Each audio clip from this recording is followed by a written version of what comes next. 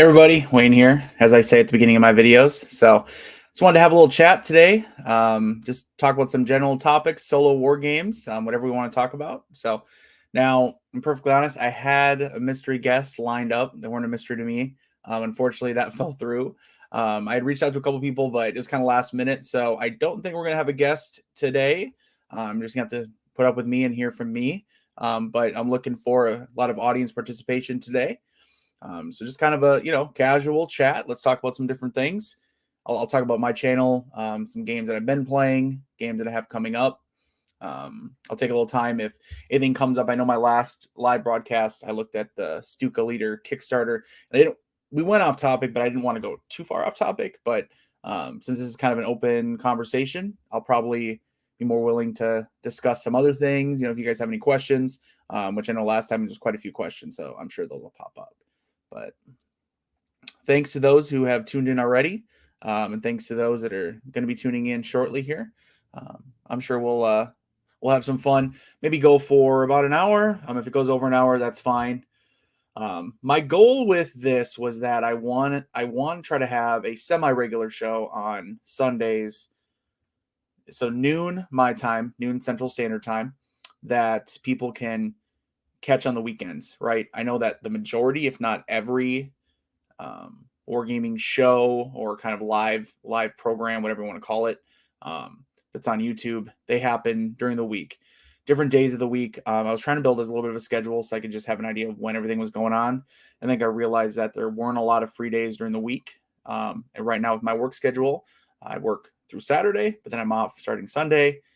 My wife's at work on Sundays, so it's a great opportunity for me to start, broadcasting live and do some shows. So in the future, I definitely want to have some guests. I don't know if we'll have like a full-time co-host style guest or different types of guests. That's what I'd like to do, is have different people on. Could be multiple people, but sometimes it may just be me. So, all right, let's see.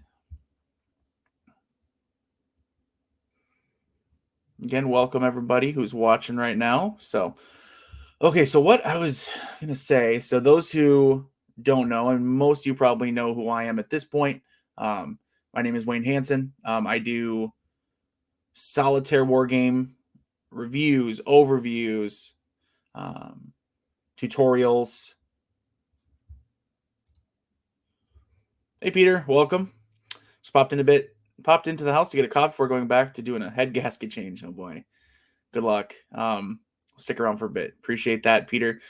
We are suddenly got a severe thunderstorm warning, so I will warn if it goes out, if the stream goes out, it's not me getting sick of you guys or getting sick of myself. It's the severe weather, but hopefully it'll pass quick. I'm down in Southwest Missouri, so kind of Tornado Alley. I'm about an hour away from Joplin, Missouri, which had a massive tornado 10 years ago now, 11 years ago now. But so severe southern storms, we take them seriously.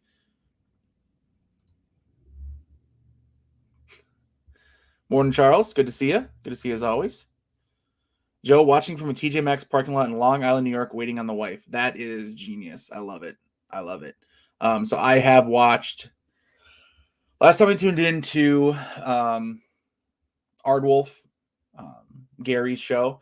I think he has like his 5,000 subscriber. I tuned in. I was sitting on the couch. I was like, honey, I was watching TV with my wife, but sometimes we watch like a movie where we really tune into it and we're like phones down. And sometimes we're like, we have, that's what we have, the two types. We have like TV shows and movies where you can be on your phone, or we have the phones down rule. That's just how our house works. And I had this was one where I could have my phone on, and I actually literally had him playing on my phone, really quiet volume. And then I just had a couple messages back and forth and said hi to everybody. But it's a genius. Busted. You got me. It's all right. You said you used to work in law enforcement, right? So you figured me out right away. Frankie, nice to see you. Yeah, good day to you too, definitely. So appreciate your comments on my videos, and well, you guys, of course, everyone who comments, or you even don't comment, just watch. I really appreciate it. It keeps me going, keeps me doing new videos. When it comes to getting doing the videos, right? It's a passion project, right? Like I don't get any pay. And I mentioned this in my last video, I do not do paid promotions of anything. I reserve the right to change that in the future, but as of right now, I do no paid promotions for nothing, no products. I've noticed there's a certain product that started popping up on a whole lot of Wargamers feeds. What is it? It's like a counter tray or something, like a new one. It's something that's all over the place, right? Like 4, 5, 6 different content creators have suddenly been posting it. I review stuff if I'm sent review copies, and I do receive review copies, but that's as far as I go. I don't do paid promotion. So, Kirk, nice to see you. Nice to see you. Jeff, hey Jeff, ready for work? Thought I'd check in for a head. Hey, perfect. Yeah, absolutely. Absolutely. So it's great to see everybody. Great to see everybody tuning in. Like I said, we're going to be here for at least an hour, probably. Whatever we want to do. If it goes longer, it goes longer. The wife's at work. Just me and the dogs hanging out. I got the day off. My wife asked me this morning, what are you going to do today? Like, what's on the agenda? I go, it's War Game Day. It's board game day. And she knows about the channel, of course. She tells people at work and they're like, what is this channel? He has a YouTube channel. Oh, that's cool. What's it about? And she tells them and they say, it's about what? And her like go-to that I tell her is to say like Risk, but more complicated, which probably isn't really fair to Risk or to these other games, but it is what it is. So, all right. Let's see. So what I'm playing right now. So just a quick little recap on the channel. Obviously, you can check the feed. You guys, most of you guys have probably been watching what I've been doing. But I just did, and actually I think I have it. Yeah, I have it back here. Just covered Irish Freedom on my channel. So let me just kind of pull up my feed here that I can see. So covered Irish Freedom. Had a blast with that one. That one from White Dog Games, David Kershaw and White Dog Games. So David Kershaw has done, Solitaire Caesar. He did World War Z, USA, etc. Many, many, many games. I don't have a whole list of all the games he's done, but he's covered many. A Civil War game that I covered on the channel, Confederate Rebellion, where he plays in the Union. That was a good one. If anyone's played Irish Freedom, that was an excellent game. Really enjoyed it, from everything from the art. And let's look at it a little bit. And I'll pull it up so you guys can see. So he had the 2013, he had his, I hope there was only 7 images. Oh no. Sometimes I hate when you look on Board Game Geek and I don't really have any images prepped. Sorry guys. But let's see. I mean, just the counters look fantastic. Very well done. I know it's a little small for you guys. Sorry. Counters are fantastic. Really easy to read. It seemed a little overwhelming at first. I mean, relatively overwhelming. It's a lighter game, but it's a blast and easy to learn, easy to play. So if you guys haven't checked out my videos on it, please do. I just personally, because I really like the game and I just want to share. And I love games like this that kind of show up out of nowhere. They had been around for a while. Map is great. Really nice map. Simple, easy. A lot of dice rolling in the game, right? I talked about that in my review, but excellent game overall. Joe says, I get blank stares at work all the time. Well, I get that regardless of what I'm talking about. Tom, unboxing my haul from Noble Knight while watching, and Irish Freedom just happens to be one of them. Great minds think alike. So, haul from Noble Knight. Okay, what else you got? So, Irish Freedom, you're going to, I don't know if you'll love it, but I don't know what type of games exactly you love, but I really enjoyed it. I talked a whole lot about it in my review. Well, the excellent things, downsides are the dice rolling really, and then luck is a big factor, but man, everything else about it is great. And I love these like games that are a little bit of history. You get like just a hint of the history involved, and more than a hint really, but it teaches you about the conflict as much as anything, right? War games are conflict simulation games, and the fact that there's dice rolling and luck, that's not something you can plan. Yes, that's it's maybe not true to history, right, of having everything planned out. Like some people feel like they can with hex and counter games, although there's usually a lot of dice rolling with hex and counter. So but you'll see those people will complain and say a game like Irish Freedom, they prefer hex and counter because there's more possibilities with it. Well, there's a whole lot of possibilities with Irish Freedom in games like it. So yeah, Frankie. So it's fairly quick playing. So the game is broken up. I don't know if you watched my review or anything like that, right? It's broken up into two halves. So for those who don't know about the game, there is the Irish War of Independence, and then there's the Irish Civil War. I think with this edition from White Dog Games, you can play them separate. I mean, I know you can. I don't think it was in the initial like print and play version, but I don't recommend you play that way. And the reason I don't recommend you play that way is because the way the game works is you will have forces that are on your side that are yours, you control, and then the enemy in the War of Independence. And then when you switch to the Civil War, there's some changing of some of the counters on the map. But suddenly, a lot of the forces or some of the forces that were yours, so you're trying to build up, are now the enemy controlled by the AI, and you have to go against them. So it's like, I know Mark Herman, right, has a couple games like that, doesn't he? Peloponnesian War, maybe, where you kind of switch sides. So it's like that. And so like you want to do well. If you do too well, it's going to make it that much harder than the second game. That said, what was my full playthrough? So let me check.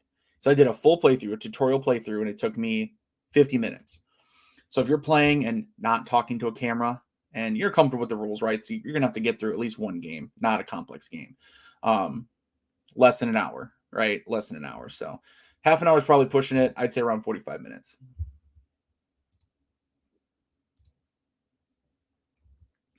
Mrs. Thatcher's War, Red Flag Over Paris, Malta Besieged, Heroes of Telemark, and Meryl's Marauders. Wow. That is a pretty big haul. I am embarrassed to say I have not played a single one of those games. I know I can feel my viewers dropping right now. Mrs. Thatcher's War is one I definitely need to play. Arbed Madison, huge fan of his. I know he's got a game coming out soon-ish, maybe in June, that I will have my hands on from White Dog Games. We'll talk about that a little bit later. No experience with Red Flag Over Paris. Malta Besieged is one that I've not played the original, right, by Steve Carey, and then Worthington did the new one. I'm waiting for a review copy from Worthington. I haven't gotten it yet.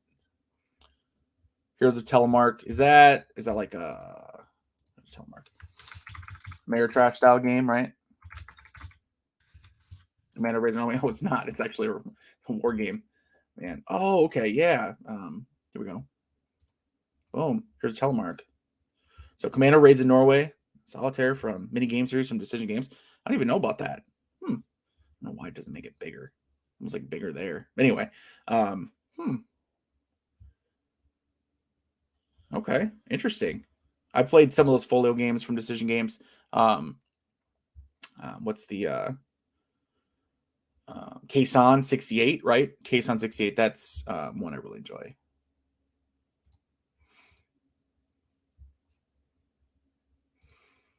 So, Joe, I have White Dog Pickett's Charge game. It's not my favorite, so okay, but not really for me. So that one is very, very heavy on the rolling, very heavy on the luck.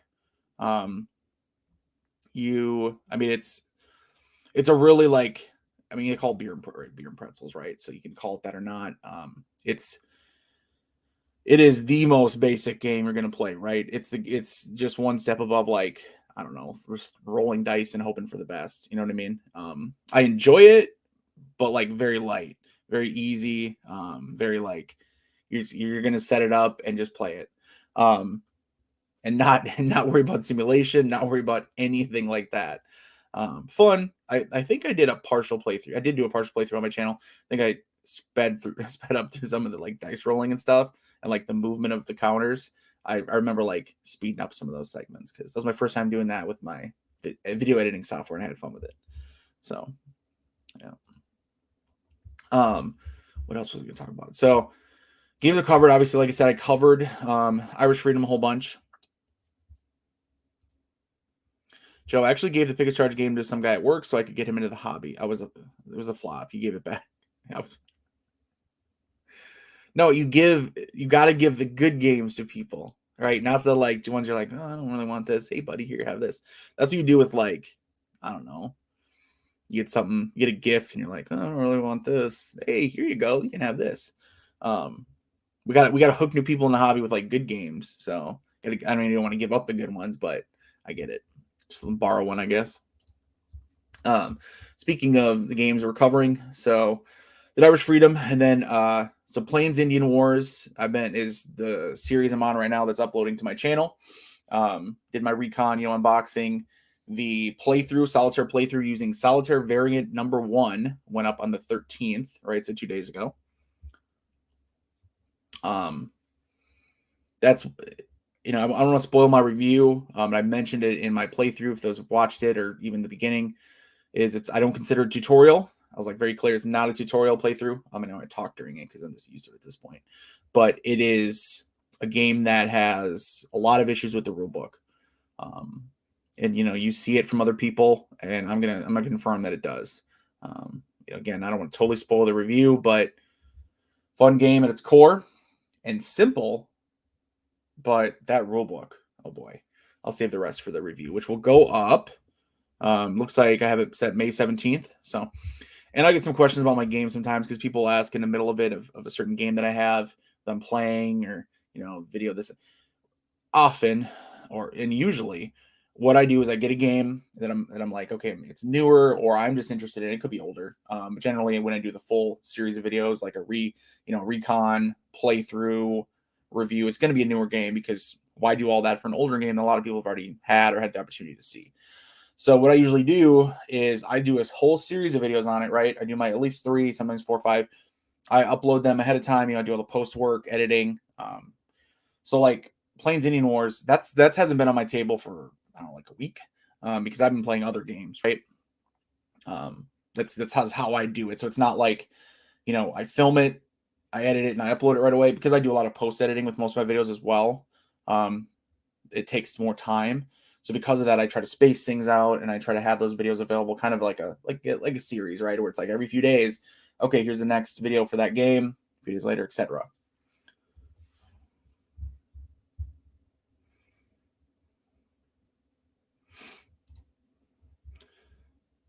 Hello from Sweden. Magnus here. Magnus, howdy. Howdy. Live in Southwest Missouri. Welcome. Howdy. Where's my cowboy hat? Magnus, are you the one working on is it B25? Is that the game you're working on? Am I crazy? I'm sure there's other Magnuses from Norway, so let us know. Tom, debating Plains Indian Wars for 70. It seems kind of hard to find. Is it hard to find already? So do you live in the United States? I couldn't remember. Or do you live in England? I know that. Exactly. Double howdy. I love it. So let me know, Tom. I know that debating Plains Wars for 70. It seems kind of hard to find. B26. Yeah, I don't know what B26 on B25. I'm sorry. I've been watching the game on and off for a while. There's many games out there that we see that are in development, and I'm not calling you out at all, Magnus. I don't want you to click off or anything like that. But there's many games that are in development for a long time, and like I don't want to get too excited about them, because sometimes they never appear, or they never get actually released. So I'm really hoping for yours, because I love those narrative style games. You guys know I've covered many of them in my time. But with Plains Indian Wars, if you, hey, Wisconsin, yeah, that's where I'm from. That's where I was born. Obviously, big talk about. I'm not going to pick them up right now because I got stuff all over the place. But I got my Brewers, Milwaukee Brewers, Green Bay Packers, University of Wisconsin, like totems. I'll pick up one of them. I just love these things. I showed them off my last video too. I just love these things. So,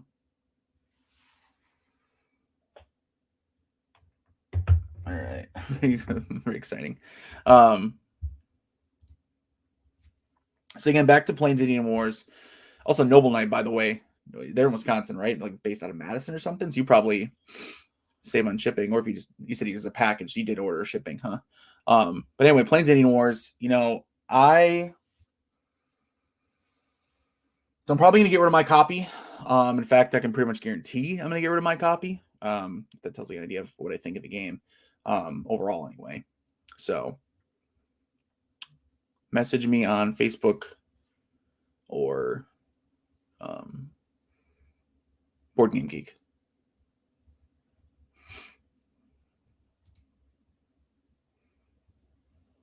Okay. Magnus says those expansions are done only playtesting and not too distant future. hey, expansion's great. I want to see that base game. You know, I mean, I want to see the main game. I want to see it developed. I want to see it released. I would love to see it.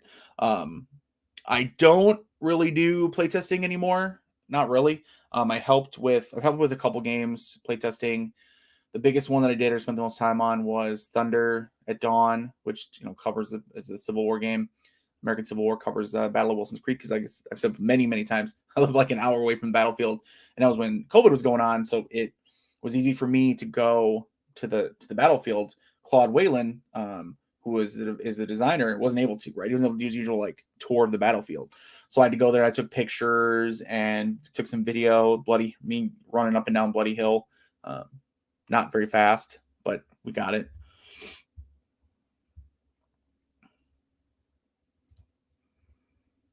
Hilltown Grammars, Western Massachusetts here. Welcome, East Coaster. Love it.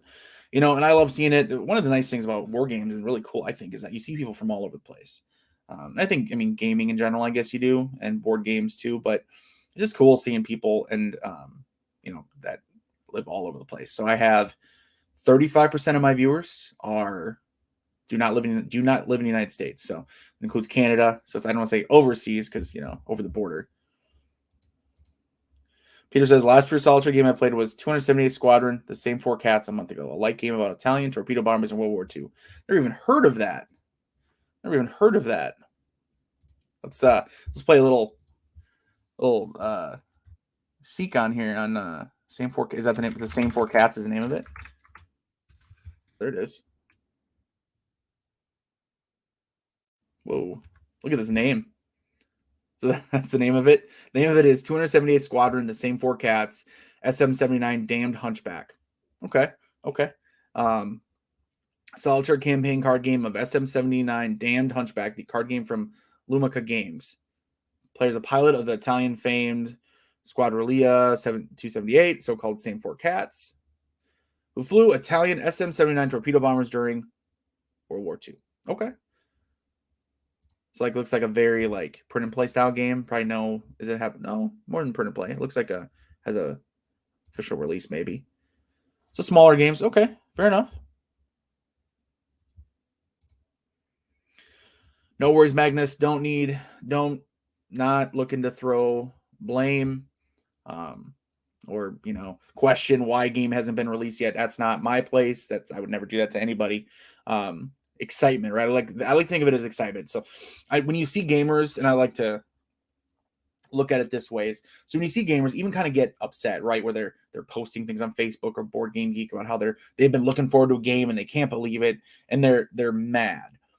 I hope that even if they are feeling kind of frustrated, I think it's more frustration than being upset, and it's more that they're just excited for something and they want to get their hands on it, right? They want to experience it.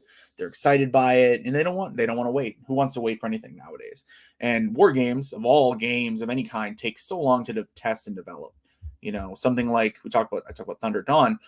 I began from the very beginning. Claude got me on board from the very beginning, and man, it still took 2 years to get that thing released. And that, it's a single map game.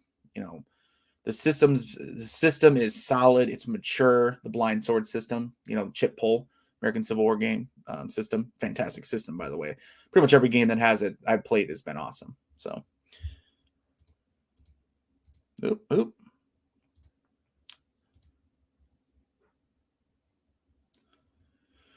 Christopher, hello from Ottawa, Canada, everyone. Have the World Undone Galicia on one table that I'm playing with a buddy of mine, and have their Weltkrieg. I'm sure my pronunciations are terrible. Again, American Midwesterner. On another table that I'm playing solo. Awesome. Very cool. There's so many good games and so many games. I cover, and I'm seeing them pop up. You guys are talking about them. Peter, nice card deck, but 2 of them have the wrong back color. Not catastrophic. Game plays fast, but entertaining. And that's referring to that 278 Squadron, same 4 cats. Poland Defiant, Hilltown Grammars. Poland Defiant played solo, and Trireme played solo.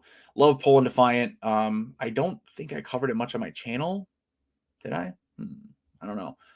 But I definitely like that one. Again, chip pull. I'm a sucker for chip pull. I know some people don't like it because of the chaos. I think it's like too chaotic. It doesn't create realistic, offenses, because you're not stringing things together, right? It's very like back and forth.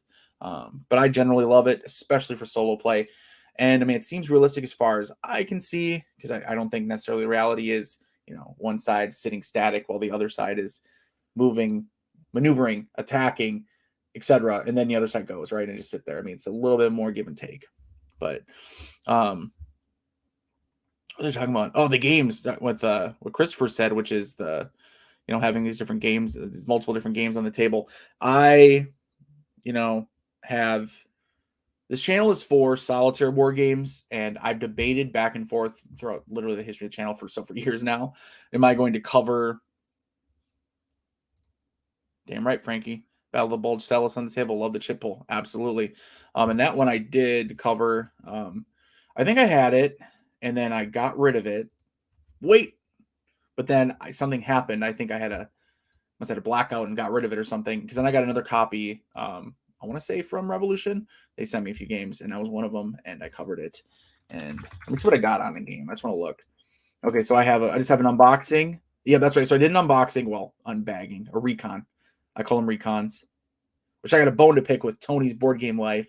If you notice on Facebook, he started calling his unboxings advanced recons. So we're going to have a little bit of a war, me and him. Hopefully soon I can get him on here and we can chat about it. Let's see. Let's play Battle of the Bulge Celis. So then I did, so in 2018, I did an unbagging in December. And then in December of 2020, so staying with the time frame, I did a casual playthrough. That's what it was, casual playthrough. So, man, about a year and a half ago now. But fantastic game. So anyway, with the channel, I keep distracted by you guys. Here we go. You guys debate amongst yourselves, divide into groups, and discuss. So with these war games we have, that we have as in us as in us hobbyists. My channel, I wanted to do solitaire. That I know when I went into this a few years ago, there was some solitaire war game content, single-headed warfare. Derek Case, right, of the Solitaire Wargames Facebook group that he doesn't really post anymore, videos in it, that is. He did a whole bunch of content, and I loved it. And I just ate it up, and it really helped get me into the hobby. And what happened was, I was like, okay, I want to focus on solitaire solo, and I did that, and I've discovered that it's really difficult to stay on solitaire only or solitaire design games. So I definitely branched out into many different solo capable, right? So you call them solo capable. So if it's a straight CDG with hidden information and hands of cards, I don't want to play it. I don't want to do it. I don't even want to fake it solitaire. I know some people will still do that as like a case study. That's not for me. I'll read a book about it then. I'll watch a documentary about the battle. But when it comes to the chit pull games or some I go you go, I mean, if it has no hidden information, fine. That's probably the closest of like a traditional war game I'll play is I go you go, hex encounter with no hidden information. I'll play that. Battle for Germany. I covered deluxe edition from Decision Games. I covered that on my channel. Excellent game, excellent simple game, and one of the few hex encounter games I'd play against somebody face to face in reality because the rules are so simple. You're probably not going to argue over them. I don't know if you do, it happens, but they should be easy to figure out. And games won't take forever because some hex encounter games, man, they take a long time to play.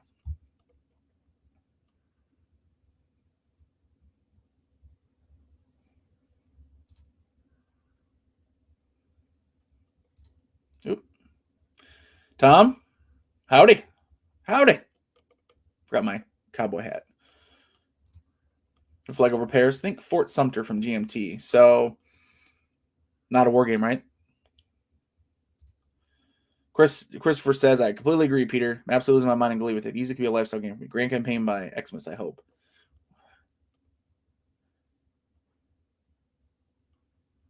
Lifestyle game. That's a lot. I'm parked outside of Burlington. Life in the fast lane. Joe, I love it. You going to do Bath and Body Works next? My wife loves that. I still got one in the mall. Yes, we still have a mall for now. Yeah, barbecue is my favorite. Chip pulling. Probably barbecue. It used to be barbecue. As I get older, I am a little older. Maybe I switched to some of the things I used to hate. Salt and vinegar. Man, I used to hate that when I was younger. Now I'm like, ooh, salt and vinegar.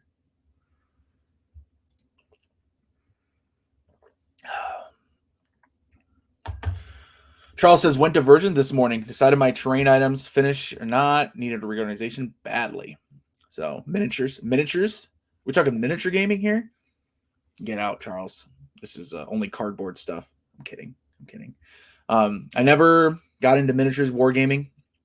I just focus on the cardboard stuff, right? But it's not because of a lack of interest per se. It's a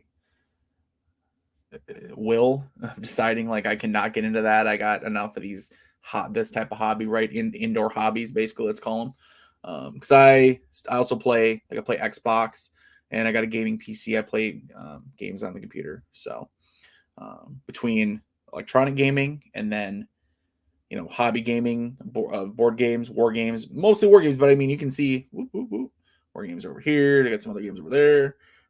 I definitely have non-war games as well that I do play. So, what was I going to say? Oh yeah. So back to the channel. We'll work our way through kind of the channel news and updates. So like I said, we Planes Any Wars. Let's move on from that. Coming up. So coming soon. So you can see I have right here. Metro Gamers Unite. No, get out of here. Oh, looks like the lightning started, and I think the connection is about to drop. Just kidding. All right, so back here I have Mac and Lee McClellan's Drive on Richmond. Probably going to be the next game in the series that I will be, or next game in general that I'll be doing a series on, I should say. I've already done the recon, obviously unboxing. Obviously, it's on my table. Haven't done anything else yet with it. Kind of hesitating a little bit. So side note, like I said, is I don't really do like playtesting anymore. I've had multiple people ask me for different games. I'm like, I don't really do playtesting. I don't have time for that. Like I have time for my hobby and to create content on this channel. That's my hobby time. Is like, man, filming these videos takes forever, and I love it, but it's time intensive. But I kind of got sucked into a certain game from Legion. I'll bring it up on the old board game geek here from Legion Wargames, and I am just helping a little bit with sort of the final revisions. Like literally the most basic of help. Trust me. Oops. So Fire on the Mountain, the Battle of South Mountain, September 14th, 1862 to John Paniski. So just helping out with that a little bit. Like, I don't know why. Make it bigger. There we go. It is an incredibly low quality picture, by the way. So I'll talk to Randy about that one. But anyway, I'm just helping out with that one, going over the rule book, setting it up, playing through, and just kind of seeing how it is for learning. Because obviously, that I'm going to tell it like it is when it comes to my reviews. How's a rule book? How's a game to learn? How's a game to keep going? And if you're the designer of it, you know how to play it. If you're someone who's been playtesting for the last 2 years, you know how to play it. Well, what is that game like from someone who buys it and they sit it down and they open the rule, they open it up, they open the rule book and they try playing it? And that's kind of one of the things I look at. It's a very key part of my reviews and my belief, because I believe that the majority of time when people play a game, right, it's from the beginning. You get that game, and assuming it doesn't go to the shelf, assuming you're talking about what games you're playing, I mean, you start reading the rulebook, you start trying to play. If that rulebook is too tough, and not that the game's complex, but just that it is a poor rulebook and it's not good at onboarding new players, you're going to lose them.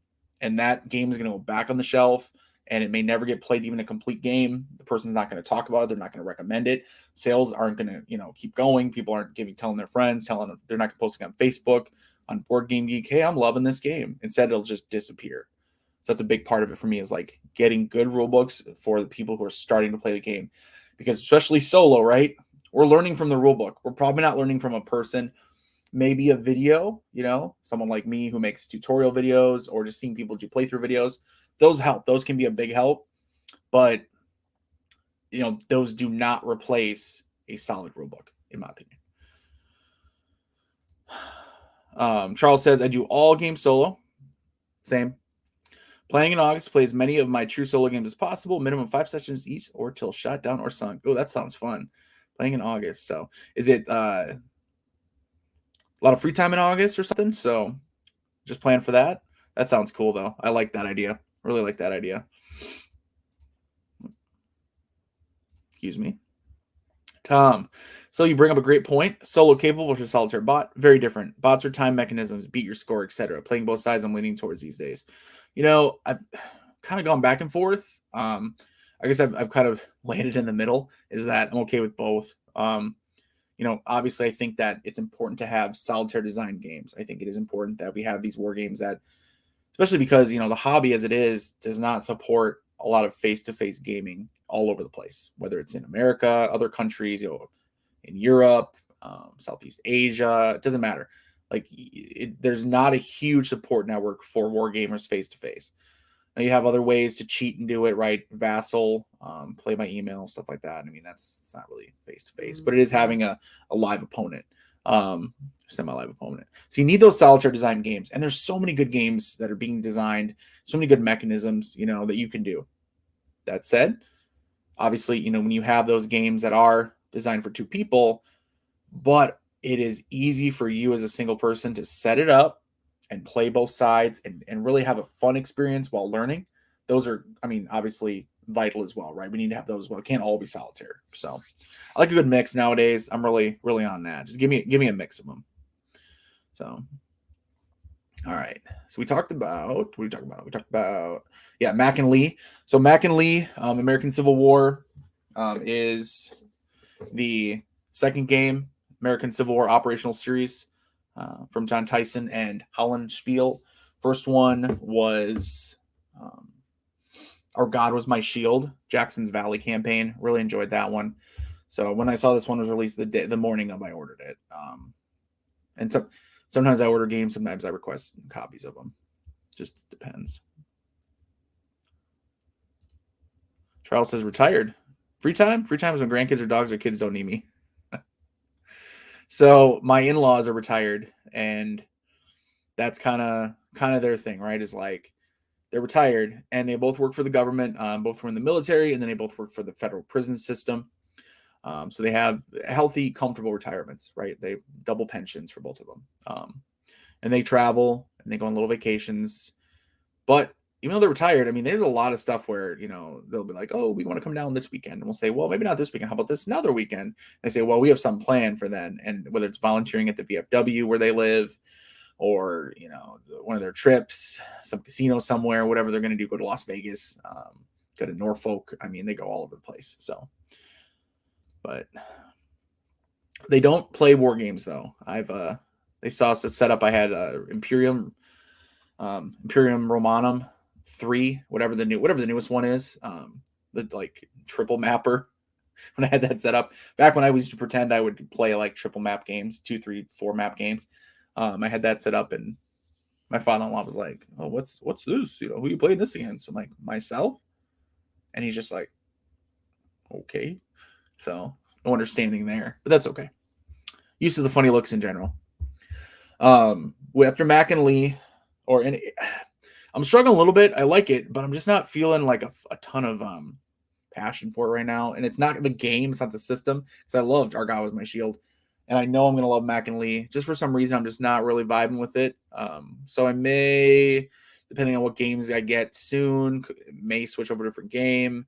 May delay a new series and just do a couple one-offs or something. I don't know. I know that speaking of upcoming games, besides Mac and Lee, which is already being filmed, is on my table, unopened, is Era Court. Sorry for the glare. Battalion Combat Series from MMP. So this would be my first kind of sort of big boy hex encounter game. One mapper, designed by System Dean Essig, right? And then Carl Fung is the game designer. Yep. So one mapper, I figured it'd be perfect introduction to the BCS system. So hoping to get this one done, but I know that it's going to be a big learning curve, and it's going to be a lot of work, a lot of effort on the videos. So I've kind of been putting it off. It's one reason I did after my series. I also did a, one-off of, what was it? The Hornet Leader. Yeah, did like a one-off or Corsair Leader, excuse me, Corsair Leader when the Stuka Leader was going on. I wanted to get that done just to keep some eyes on Stuka Leader while also just having fun with Corsair Leader, game that I really enjoy and was comfortable with already. So it makes it that much easier to film videos. MMP SES, so Standard Combat Series. Marks, yep, 19440X games, most fun games for me, playing both sides. Okay, yeah, and it's valid. It's valid as anything, right? There's no right or wrong way. I've seen people that have said that. There's also people that don't think solitaire gaming, basically solitaire wargaming, is a thing, or it shouldn't be a thing, which I think is ridiculous. Love to have them on sometime to debate them. It's not gonna be much of a debate. I mean, they're wrong. Simple as that. So, after I do, right. So I said like maybe Mac and Lee, Eric Hort, some other games that I don't have them here because some of them aren't not released yet. So one that I'm excited for is I have the card-driven game kit, the CDG Solitaire CDG kit from GMT coming. Once that arrives, I also just got, and I don't know where it is, so it's under my table. I'm not digging it out. Caesar Rome versus Gaul. So we will be taking a look at that for sure. That I love my Roman Empire games. So it'll definitely be.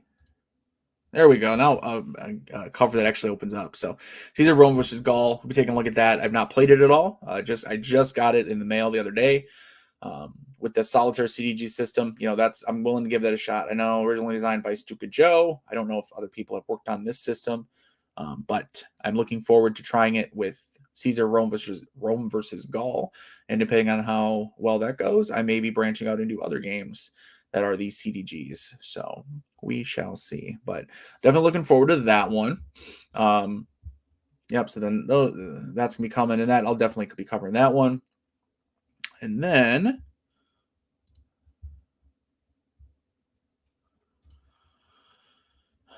Gore Solo. What is that? What's Gore? I try to use the Stuka Tactics cards that slows the play. Tried chip pull of Tactics chit, sometimes just a wrong order, so I have a limited number of free readers than Morales. Thoughts? So Gore Solo. What? Obviously, I am failing on my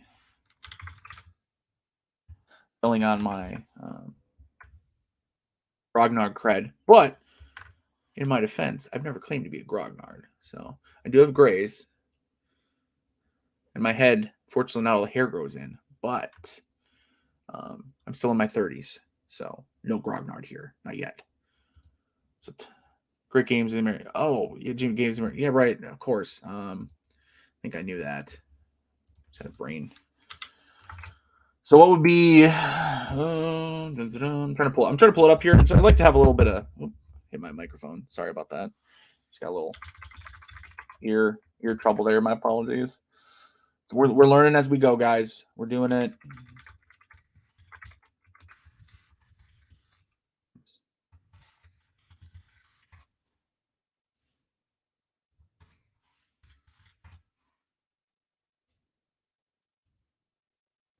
Battles of the American Revolution. Okay.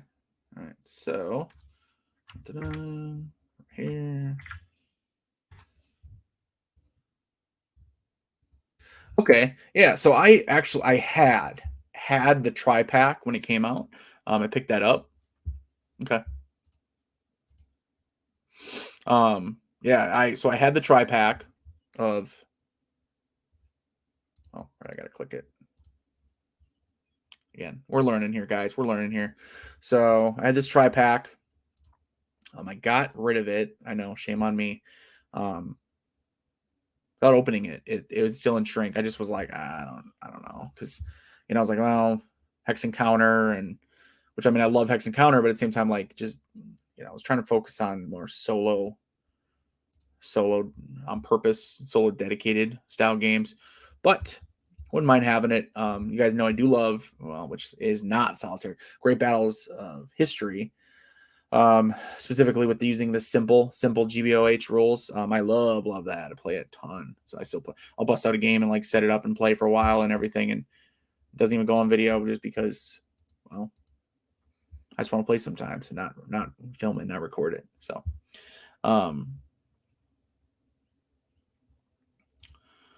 Tom, yeah, Nemo's War is pretty fun. I've had a ton of fun losing spectacularly. Because Tom asked, have you played Nemo's War? It's a great and challenging solitaire game. It has a war game feel to it. So I've not played Nemo's War.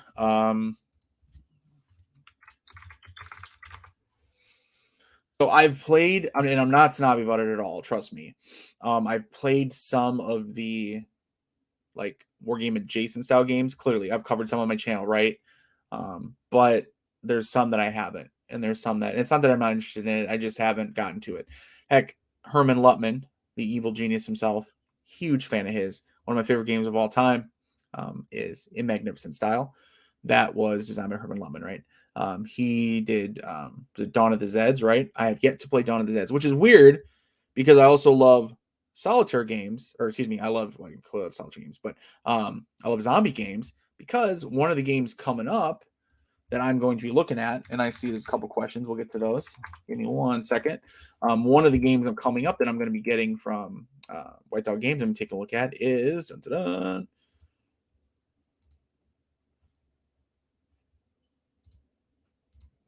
oh, it's opening up. All right, we'll just click on it. There we go.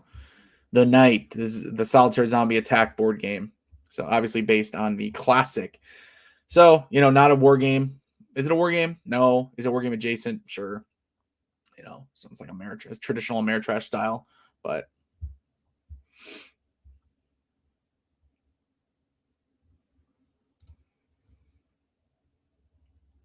Kirk asks, what advice would you give to first-time solo war gamers? Find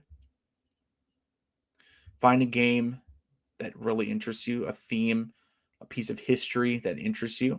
Don't think you have to jump in on the deep end.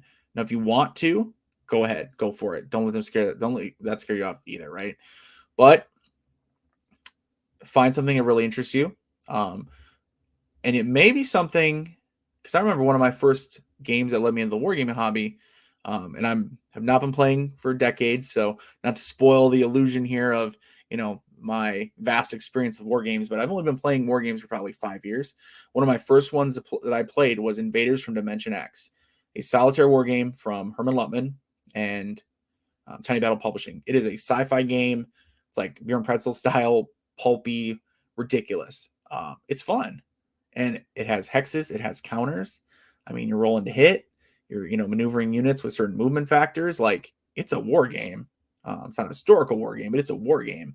And that got me into the hobby. And next thing you know, I'm playing In Magnificent Style. And I'm playing an American Civil War game. Well, it's not hex and counter. Fair.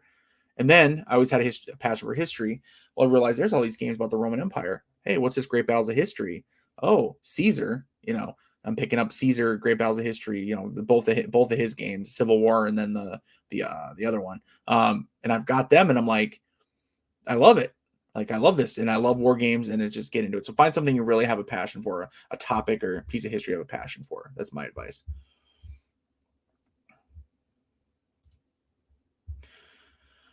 New York Raider fan, I appreciate your honest takes on these games. It's nice not to have to deal with reviewers who get paid for their opinions.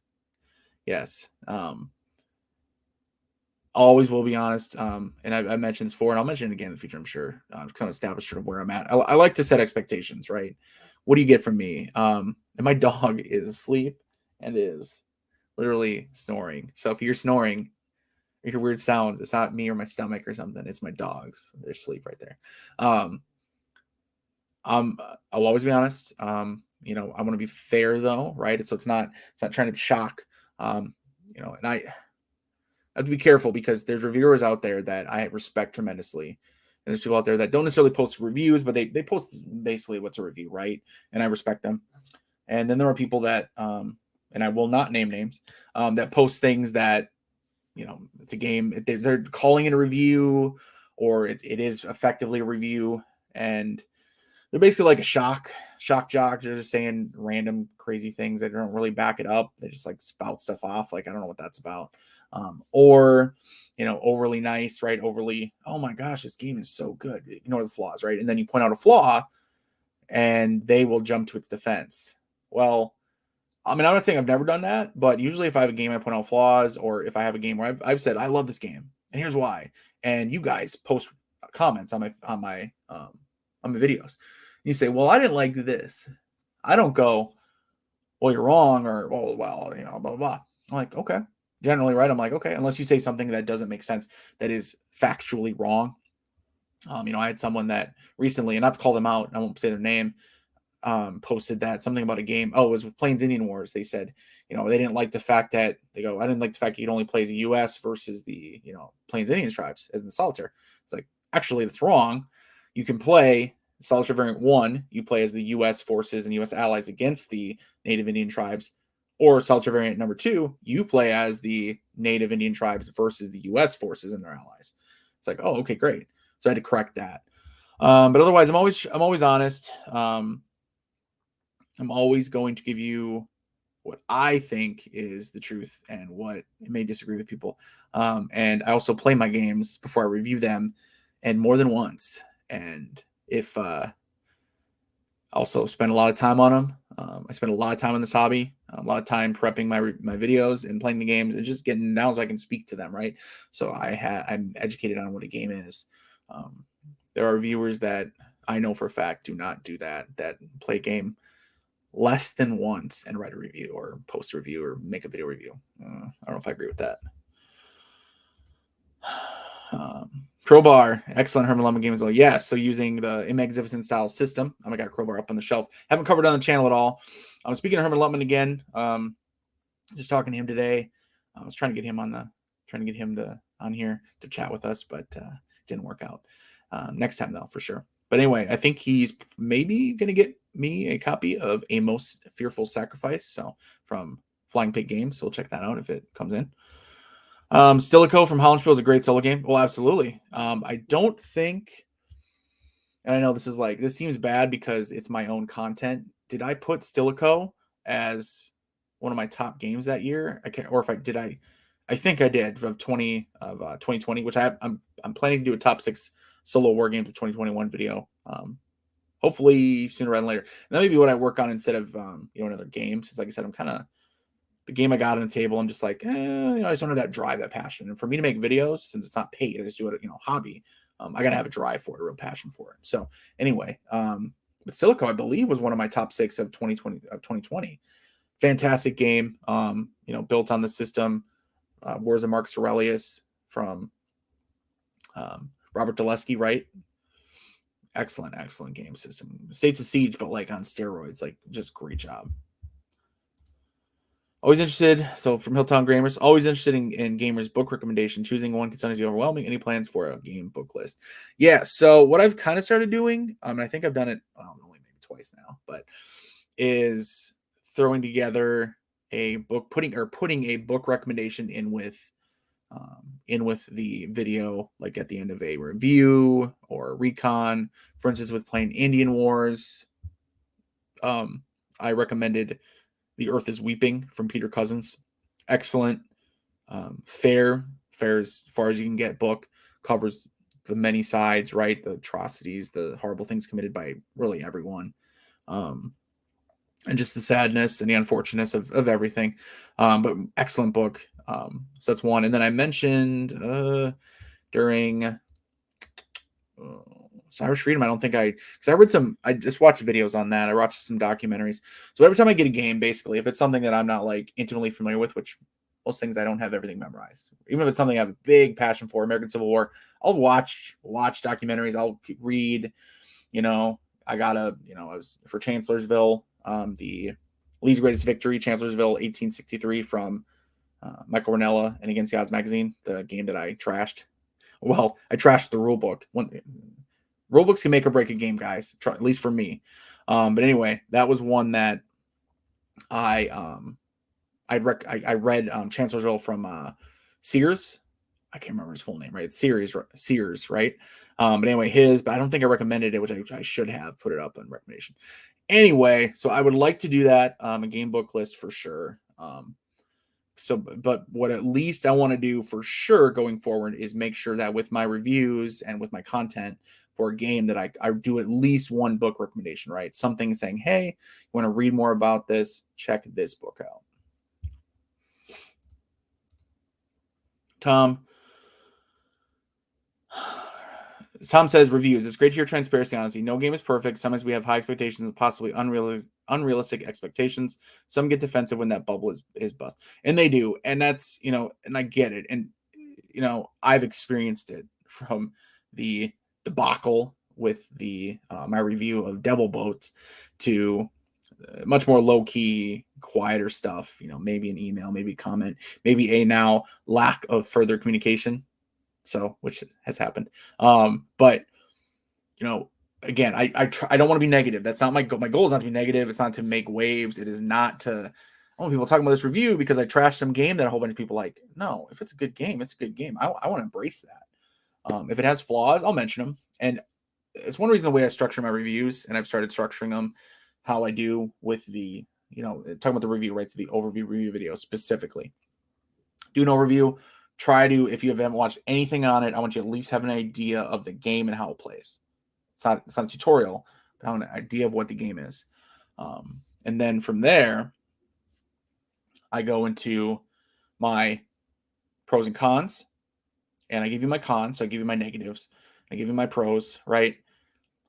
So I cover both the good and the bad and good, right? Because every game has some bad, every game has some good. Is it the graphics, graphical design, the rule book? Oh, it's a big one for me lately, especially lately. I don't have time to mess around with bad rule books. You got a bad rule book, I'm probably going to trash it. The actual gameplay, how true is it to history? Can it recreate history, but can also have options to do new things? How is it to learn? How is the replay value? And I don't touch on every one of these topics with every review, but those are the different things I consider and I look at.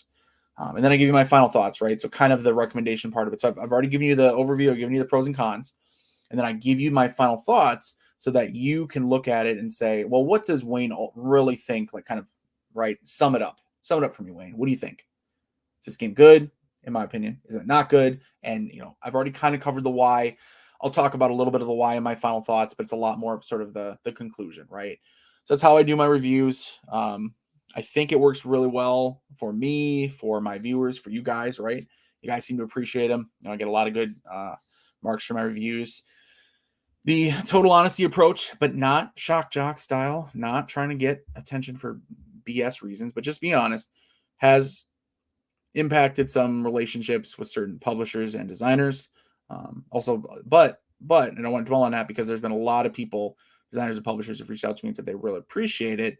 And I've received games to recover on my channel specifically because someone's like, I know you're going to be honest, and I'd rather you're honest and describe the game than have anyone say that you're not. So, I love doing it. So I love playing these games. So it really works out well for me. But,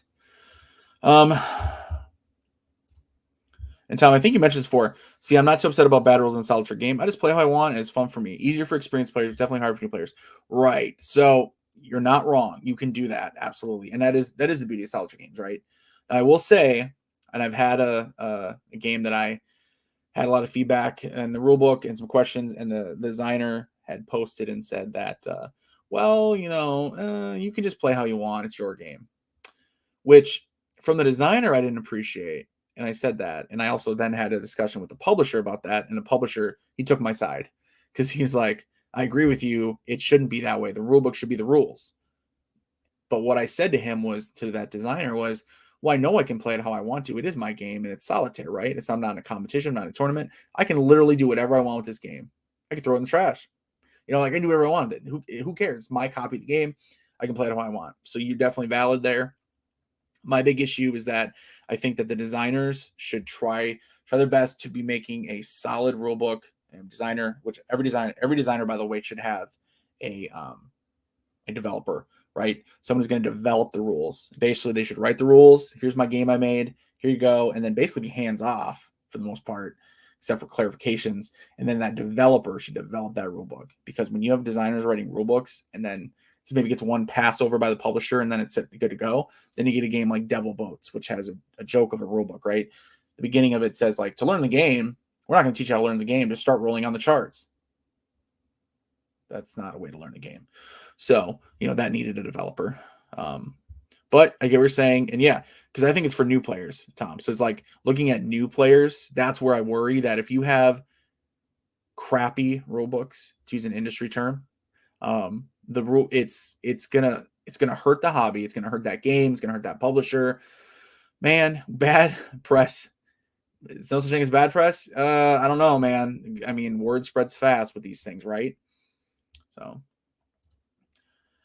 house rules are great for solo. Sometimes bringing them to the game group can be an issue, right? So like with any sort of game group stuff, I mean, I don't really fool around with house rules. I barely fool around with house rules for my solo games. I like to play them as designed. Also, that's for me because of the way I'm part of, with the hobby, how that, since I'm a content creator, I need to make videos that you guys can watch and be entertained by and educated by and know the game as is and how it should be, not what Wayne thinks of the game. Well, what I think of it, sure, but what Wayne thinks it should be played. Well, let's get it, done as the designer intended. Negative reviews aren't mean, but sometimes truth hurts. Yeah, and again, I'm not trying to be mean, but I'm going to be honest. Tom, definitely something a designer should not say. That's a cop-out. But owning lots of DVD games, I've learned to adapt. Yeah, and I love DVG games. I played, there's two of them right back here in my little pot, which I just like to set these up to have a little bit more of a backdrop. I don't have a cool backdrop like some guys have, and I can do the like blurred out background, but I don't have a green screen. I should probably invest in one now that I plan to do more live streams. So I can set myself in front of, the Roman Coliseum. Wouldn't that be cool? Instead, you guys get to see my messy collection / workspace. But anyway, I have many, many DVD games. I've covered many on my channel. Simply fantastic solitaire experiences covering a wide variety of topics with a kind of conversational narrative style rulebook that, unfortunately, if it's not done right, can flop and can really hurt a game and really hurt learning the game, as we've discovered with several games of theirs. So seeing improvement on games. I know Zero Leader by Chuck Siegert had a much better rule book. It wasn't flawless. Still, I saw some issues with the dogfighting mechanic, and then some of the exceptions to that, and then with sequence of play. Trying to think with dogfighting again. Dogfighting mechanic was kind of a tough one. I know they added that on, and it's good that it's there, but sometimes the simplicity of like Hornet Leader, we're just like rolling to hit and that's it. No dogfighting. I don't like that. Tom, love review style rulebooks are huge. You should just the game. Sometimes they get too wordy and are more complex than you do. Yeah, and I'm not to call it out, but the game I'm working on, rulebook covering the rulebook for Randy over at Legion Wargames, Fire on the Mountain. I'm just taking a look at it, and I'm like, I'm not going to tell anything, any details, of course. Sorry, Randy. Randy will watch this and be like, what the heck? But I am, there's stuff. I'm like, why is this sentence in here? Why is this in here? It doesn't need to be, right? Something's explained and then it's sort of double explained. That just creates confusion. You may think it's better to have double explanations. It's not. Explain it once. If the person needs to reread it, they can. When you read something, you lock it in your brain, right? You're like, okay, this is a thing, right? It's like one paragraph, let's say. This is a key point I need to remember. And then you read a second paragraph. And it's the same thing, but worded differently. It can create confusion in your mind, right? Because you're establishing how the rule is set in your brain already, and now you're reading it differently, but it's the same rule. Why is it in there twice? Doesn't need to be. Delete that. Love original Victor Point Games, magnificent style, but rulebook, yikes. Yeah. Just like those rulebooks are wild. Absolutely wild. So I have I had the OG version, obviously, like I said, it's one of my favorite first war games that I got me into the hobby. And I don't have any more just because it's like, well, as soon as I got the deluxe one from Worthington, I'm like, I'm good. I got the deluxe one. So I don't really have collector-itis or FOMO really much anymore. Like I used to when I first started in the hobby. But rulebook, yeah, I struggled. The rulebook with the Worthington one, a lot better. Still not perfect. And I mentioned that. I think there's not there's not an index or a table of contents. I don't think either of them, which is a little bit of a mistake. But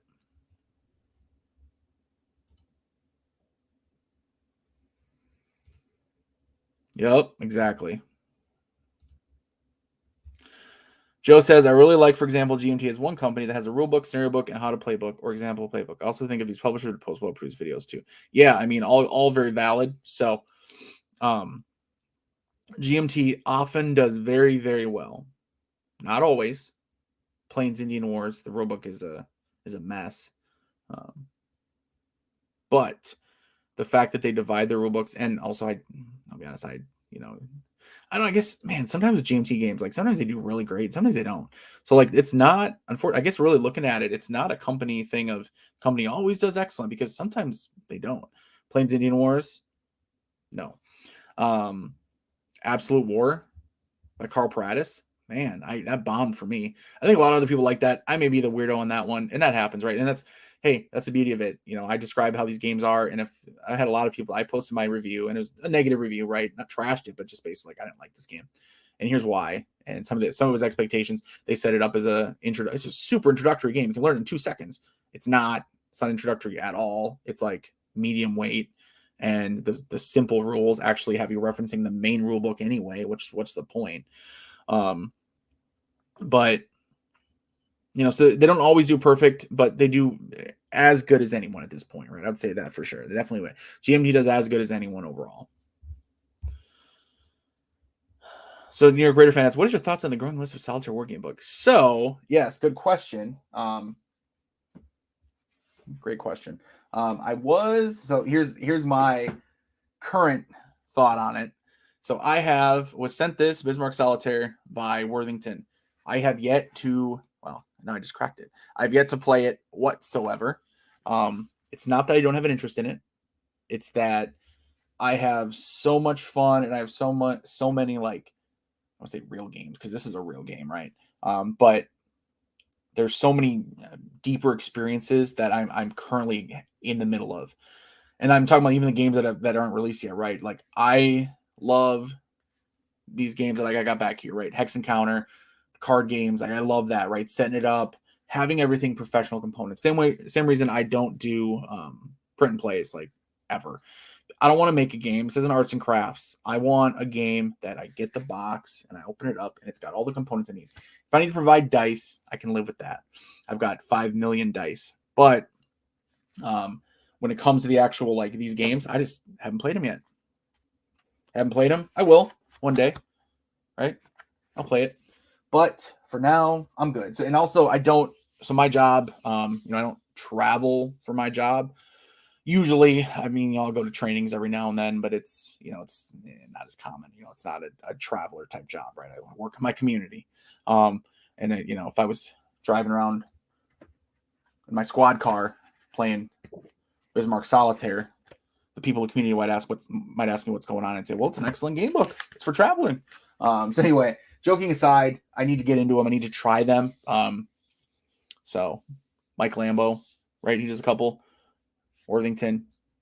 I guess if you want to send me one, Mike, I'll check it out. If you send me one, I'll check it out. And then Worthington, I need to check that one out for them. So Joe says, I struggle with like Joes and Toms. Joes and Toms are in here. That's basically all we got. Joes and Toms. What's everyone's name? Name check. Joe, I struggle with all rule books the first time I started reading them. The second time is when it starts to sink in. Yeah. So I've had people ask me, like, how do you learn a game, Wayne? And I'll tell you, it's like, and it's not 100% with every system, every game, but this is how it goes. I get a game, I read the rule book. Now, I love when a publisher has the rule book online, like a PDF copy, but if they don't, that's fine. I read the rule book front to back, and like I sit there and I try to, like, quietly, like, read it, like I'm studying for a test once all the way through. And then that is it for the studying it like a test. Then I set up the game. I go to the setup in the book and I set it up. And I usually pick a simple scenario if one is available, not the full setup. I then start pushing the counters or flipping cards or whatever it is you're doing, pulling chits, whatever it is, right? And I'll play through and I'll follow the sequence of play and I follow things as they go. And then I get to a point where I've now corrected multiple mistakes. I've overcome some of the things that I thought but I was wrong on. And things right when they're almost like about to start clicking, I'm like, okay. I stop. I reset the board. I start at the beginning again, and then I begin what I consider like at the first true playthrough. That very, very first one, I don't consider a true playthrough because, like, I don't know the rules. I read the rule book. I don't know the rules. So you're right, reading them and then locking in that memory with, the tactile, and that's one reason I don't play on Vassal ever. Like, man, I want to move those pieces around. I want to look at them. I want to look at the art and see everything that's going on. So.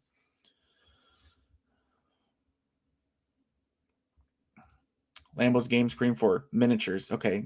How do I ban someone from YouTube? Just kidding. Like Lambo's game's great with a cup of coffee before heading out to work. Yeah. So I bet. Oh, for sure. And like, I'm lucky enough that I have a dedicated office space, right? Or like Office Space, great movie. Where I can have games set up and then I can have game over here. So this is my recording area, my left thumb. Then the lights are on. You can see a light right above my shiny head right here. You can see the camera mount right here. And there's another light over there. So this is where I record back here, right? But I can have another game set up over here. So like when I was playtesting Thunder Dawn, I had set up over here. Or when I play my like Ameritrash style games, I like dungeon crawlers, D. You can see I have like some D&D books back here. I like those. I don't play D&D anymore, unfortunately, but I like those kind of games. I'll set them up over here. So. But I can see that if you don't have dedicated space, or if you just sit at the kitchen table with a cup of coffee, maybe if you're up the type that's up early, or maybe you're retired and you don't want to sit down and get a game going right now, but you're like, hey, I'm just pull out this book, but you're playing a game, right? You're not just passive reading, you're getting to play something. I think that's pretty cool. That's why I have no problem with them whatsoever. I think it's cool. I think it's cool to see new things like that. I just need to actually play them. Ken says, a good example of play can make or break a game. I love Philip Shelley's write-up of the setup and first turn of play for Rome Incorporated. Everything is clicked when you follow along. Ken, I will take your word for it. I didn't follow along with that, so that's probably why. I do have Rome Inc. I started playing it. I did my method of reading the rulebook, and I set it up, and I started moving counters and rolling and rolling and rolling and rolling and rolling and rolling, and I put it away. Not ready for a review yet. I'm not ready to declare that I don't like the game, but man, I need to get myself hyped up and then get it set up again and then try, because I love Roman Empire games. I love Roman Republic, Roman Empire, etc. Anything Rome, basically. And yet I don't know. It didn't work for me. But I did not follow his write-up of the setup in first turn. So that would probably be a big help. Joe says, I work in the courthouse, tons of downtime. I get caught reading rulebooks all the time. People don't know what to say. I'm sure they're like, I mean, I remember, because sometimes with history, people have weird reactions. Like, this is history. When I first started getting into the American Civil War, my wife was like, what are you doing? Like, what is this? I'm like, oh, it's a Civil War. She's like, that's what old guys are into. Like, well, first of all, I'm getting older. But secondly, anyone could be into the Civil War. It's history. It's cool. And we may argue about the cool part, but she definitely appreciates it more, or at least is more understanding, I guess you could say. Well, especially as my channel has grown, and she's like, wow, she's like, you got a lot of people that watch you. Like, I know. Who'd have thunk it? Tom, more on rule books. Yeah, we can talk about rule books all you guys want. I mean, really, it's a great thing to talk about because you can digest them, good, bad, like different facets of them, different types of rule books. So Tom says, more on rule books. Designers know how to play the game. They know the rules. They don't always know how to convey that to the general public and or use way too many acronyms without their meaning. Exactly, Tom. Now the acronyms thing, I'm not as worried about that because hopefully, I get my dog's snoring over here. Hopefully there's terminology at the beginning, right? Like an index of the terminology that says, okay, this acronym means this. Or as you're taught, right? When I'm writing a police report, or how you're taught, right? When you're writing anything really, right? Is that you say the full term, right? All the words, and then you put the acronym right in parentheses next to it. It should be like that at the very least, right? So for that, I'm more understanding of acronyms because it's gonna get everything kind of condensed in the rule book. But the designer knows how to play the game, as I said that, yeah, exactly. Designer knows how to play it, and those play testers do. So when a publisher's like, "How's this game looking, boys?" and they all say, "Doing great. It's going great. Everyone loves it. The playtesters love it. My 3 playtesters love it. I love it. So let's go ahead and publish it as is." And okay, well, they've all been playing it. They've learned the game now. They all know the game by heart, probably. How is the rulebook actually? Because remember, the rulebook, when you know the game, you don't need the rulebook. Well, then the rulebook doesn't matter. But the rulebook matters to all of us who get a game from scratch. We buy it, which is everyone except the designer and the playtesters, right? Like we all have to learn it from a rule book, unless we're taught in person, which is very rare nowadays. So rule book's super important, and I think it's one reason that Randy, who's over at Legion, is asking me to look into Fire on the Mountain. Well, I expressed interest in the game in reviewing it, and he said, well, actually, we need someone to check out the rule book. And I said, sure, I'll do it.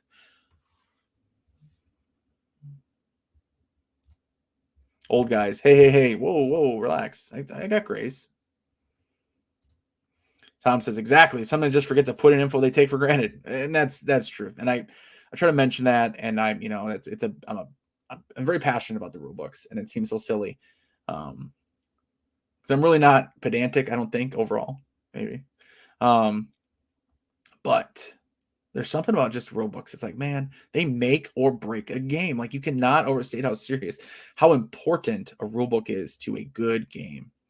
A game that has flaws, you can almost overlook them if the rule book is so simple that you dive right in and you're playing the game and you're having fun with it. There's no problem then, right? Like the game, it has some issues, but man, that rule book, that's a good rule book. Now, poor rule book, you may have the best game ever designed. That rule book sucks. No one's going to play your game. So, all right. What do we got for upcoming? So I mentioned, okay. So one more I want to mention for sure is upcoming game, another from White Dog Games, and hoping to be coming out in June is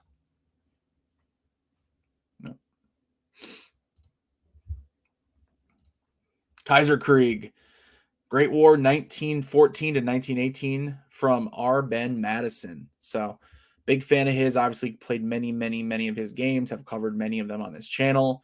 Kaiser Krieg is a solitaire game, takes about 3 to 4 hours to play the entire campaign from 1914 to the end of 1918. So I cannot wait for this one. Gonna pop it in. Steve, wait, afternoon, mate. Afternoon, Steve. Or as I've been saying, howdy. So howdy. Forgot the cowboy hat though. I think I need to go get one first, actually. I'm from Wisconsin. I don't have a cowboy hat. Tom, I would love to critique a rulebook and help develop it. I would probably pester the heck out of a designer, though. Yeah, and that's, I've had one where I sent a bunch of feedback, and I think, so he sent an email back, and by the end of it, he basically, by the end of it, like I could tell in his responses, he kind of was like, okay, thanks. I'm done now, Wayne. Done with your opinion. Thank you. Click. You know what I mean? I could just feel it through the email. Maybe I'm wrong, but I could feel it through the email, and it made me laugh. So, woohoo, a Solitaire World War I game. Count me in. Yeah, absolutely. Whoop, whoop. So, yeah, Kaiser Krieg, Solitaire, Solo, Strategic, World War I. I need to play the entire war. You play the Central Powers. It says, so here's the deal. I'm almost going to disagree with the designer, R. Ben Madison. Love the guy, but it is more than a beer and pretzels game, but still fairly simple with 16 pages of rules. I guarantee, I haven't played it yet at all. I guarantee it's much more than a beer and pretzels game. I almost feel like they don't need to have that listed there because that's just going to make people think it's some dice tosser. It's not. I guarantee it's not going to be. I haven't played it, but he goes on to say, anyone familiar with the games I've designed will see Kaiser Krieg is fairly typical of my designs. For example, if you played my American Civil War game, Jeff Davis, you'll grasp the naval blockade running system of Kaiser Krieg immediately. Yeah, I mean, it's not. I just can't really click on these things bigger. Coming June 2022. Ooh, getting there. So, I played Jeff Davis, covered on my channel. Love it.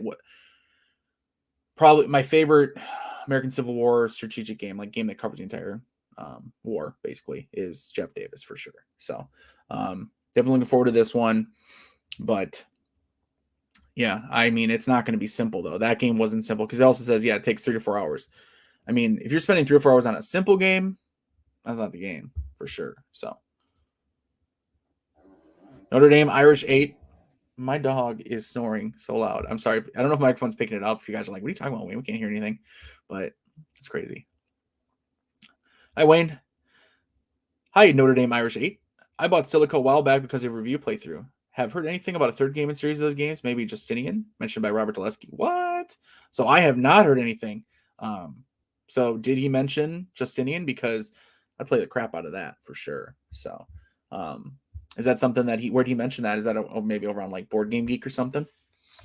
So I love, so right. So, and thank you for, saying that, hey, you picked up Silico on my review. I'm glad it helped, my playthroughs reviews. Love when I love this, I have a big passion for this hobby. I like to throw them out there.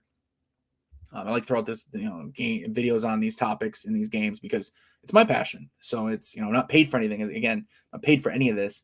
I get some review copies. Some of them have dried up lately, but I get some. I also purchase a lot from donations from people and then from my own money as well.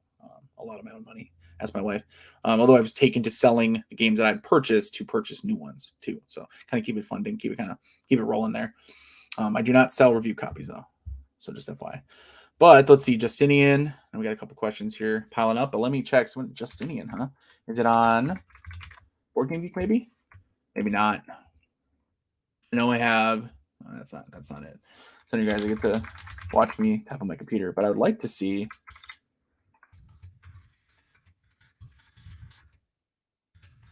Oh, that's awesome.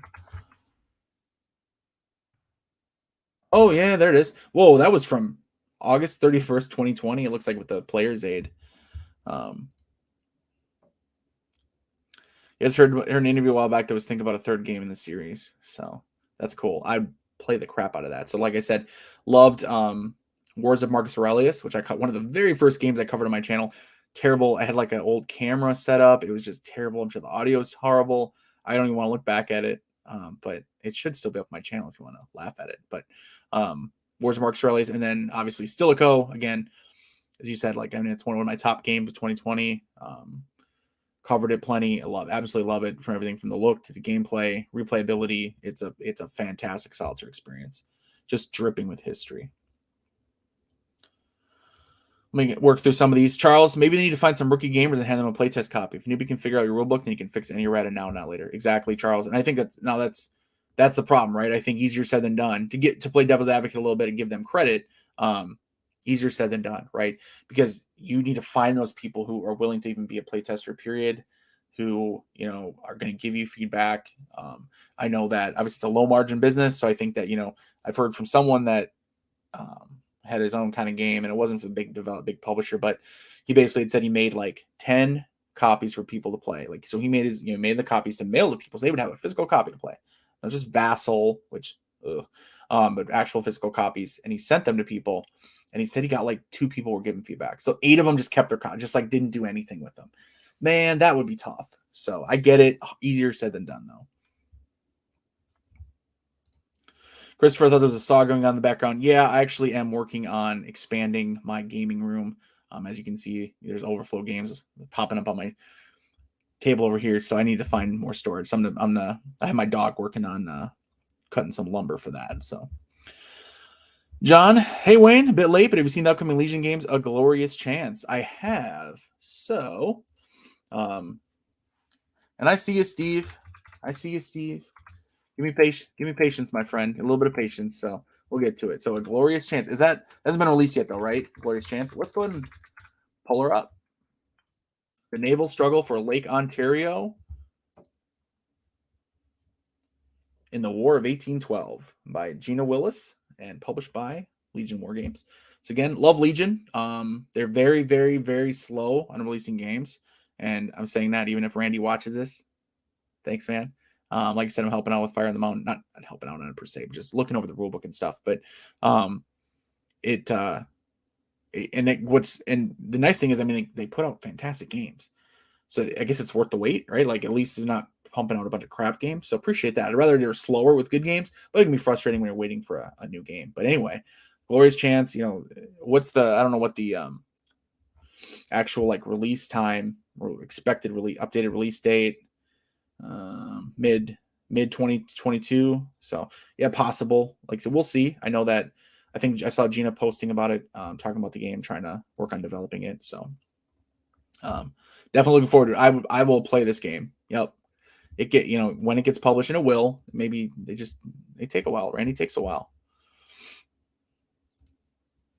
Steve, do you ever plan on attending a convention like Constant World Expo? Yes, I do plan to. I do. Well, Okay, let me say this. I don't have a plan in that I don't have one scheduled. So I don't have, like, oh, well, in August I'm going to be here. Fortunately not. Just, not getting into all the personal stuff. I know that I posted a video back in, what was it, March, April, when I kind of came back, right? I had my leave, and then like leave from work and from this. But Steve, you would reach out to me via email, which I really appreciate, man. And you would kind of talk to me a little bit with all the stuff going on. My son in the hospital and my dad passing. So my son's still in the hospital, although he's getting better every day, and it's been a blessing. He's looking really good, healthy, big boy. On Facebook, if you're a friend of mine on Facebook, my wife posts updates and tags me. That's the best way to see any of that stuff. But anyway, not to talk about my personal life a whole bunch.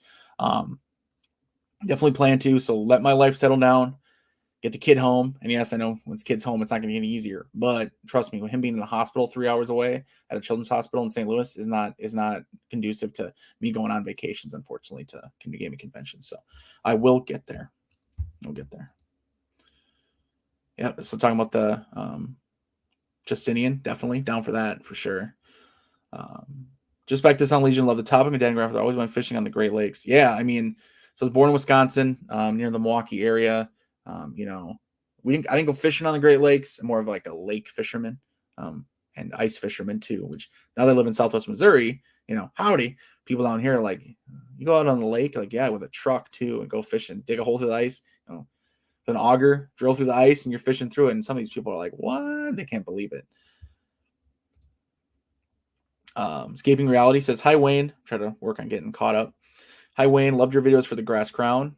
Thank you. I appreciate that. I really do. Every time I love hearing it. And I don't need all the, like, please tell me I did a good job, but thank you so much. I really appreciate it. Which I bought. I'm learning. You might be interested in Goose Card 2, G's Card. I'm sure I have no idea how to pronounce that. I'm sure I'm butchering it, which is a spiritual successor to Cry Havoc, a medieval medieval skirmish hex encounter. Worth checking out. Okay. Check it out. Added to Ziggy's card. Card 2, the Varangian Guard. Ooh. So speaking of yeah, okay. The Byzantines and okay. Goals to conquer southern Italy. Interesting. 2-player game, right? I assume, and you play both sides. But worth checking out. I love my history game, or like my ancients games. Now, this isn't ancients, it's medieval, I guess, but you know what I'm saying. Joe, I'm a bad playtester. I'd spend too much time trying to be polite. Yeah, you can't be. If you're polite, you're not giving them the proper feedback. Unfortunately, though, like I said, in at least one case, I provided feedback and they appreciated it. Have you played any of, this is Notre Dame Irish 8. We got to work on your name. What are we going to call you? Just call you Irish? Like, hey, Irish, but that seems like, I don't know if we should say that like that, right? We had to come up with an 8. Call you 8? Is that okay? 8 says, have you played any of John Gorkowski's In the Trench series, World War I from Tiny Games Publishing? I personally like Devil Dogs. I have not. It's I've heard of it, looked at it a little bit. Man, there's so many good games, and that's the beauty of it is like anyone who talk about war games nowadays. There's so many good ones, and I'm not saying it's not. I'm not saying there wasn't a golden age also before, but this got to be a golden age too. Sorry, 8. You're Steve. We already got a Steve. We have 14 Joes. We have 3 Tims. We can't have 2 Steves. So you're 8. I'm just kidding. I'll call you Steve. That skirmish. Yep. Steve, thank you for updates. Your friends do care. Absolutely. And I really appreciate that. I know not everyone, and that's fine. I don't expect every one of my nearly 3,000 subscribers to be like, hey, Wayne, I care about your personal life. But those of you who have commented, and I don't expect, like I said, I do not expect a bunch of people to, but for those who've commented, for those who that aspect of it is part of it, right? Is like my personal life and kind of seeing into what I've got going on. I do really appreciate it, and appreciate you reaching out via email too and just checking in on me. So kind of got me off my butt to say, you know what, I can't just mope around all the time, like, because this is a good stress relief for me as well. Like I got all this stuff still going on, but this is a great stress relief for me. So Custer says, my understanding is that a glory. Call me Tate then. We'll see. We'll see, Steve. Custer says, my understanding is that A Glorious Chance finally has a developer. The developer's working on another game now, but we'll do A Glorious Chance next. Okay, so let's be honest, mid 2022, not going to happen, and that's okay. Get the game done right, make it a good game. I have confidence in Gina. Let's make sure she gets a good developer, right? That is going to turn it into a great game, great rule book again, and it's going to be a good product. Absolutely. So I'm willing to wait, but so when you see those updates like that, so Custer, if that's right, if you're correct there, when you see an update, then you're somewhere else where it says, well, I read mid 2022. Well, if they're getting a new developer and one that maybe has another game on their plate already, clearly it's not going to be mid 2022. I mean, we're already at, what is it, May? We're in the middle of May. We're almost at the mid. So maybe late 2022, maybe early next year. Again, Legion, slow release schedule. It's true. It's true. You can't, it's not a lie. It's like, that's a fact. But generally releases excellent games. Art is done. Look for release end of this year, but remember Legion said that for the last 2 years. Right. And that's, again, we talk about Legion a little bit. I don't want to pile on because I love the games they put out. But yeah, they're slow on the releases. It's just a fact. Tom, Vern is always in my prayers. Don't make me tear up.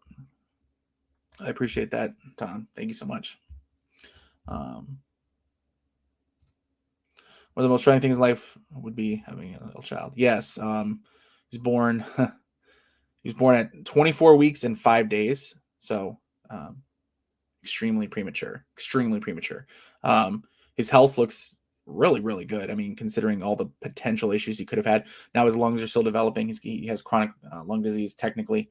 They're still developing, and they're working on his feet. It's a long thing. I'm not going to get all the details, but he's been in the hospital now since October 29th of 2021. So it's been a long ordeal, and it ain't over yet, but he will come home.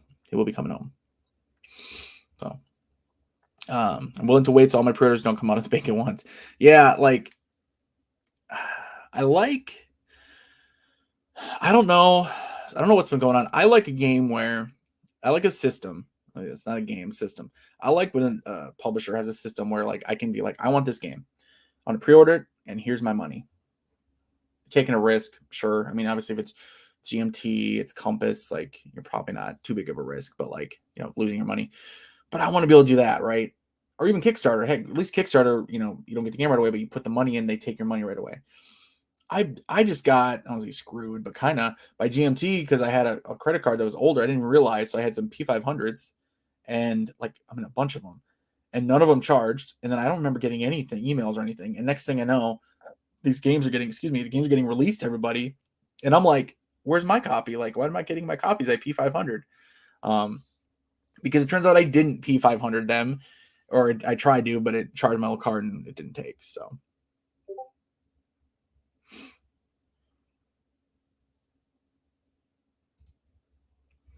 Prayers, brother. Not an easy situation, especially when you work with the public the way you do every day. Keep the faith. Absolutely, Tom. Thanks. I really appreciate that, man.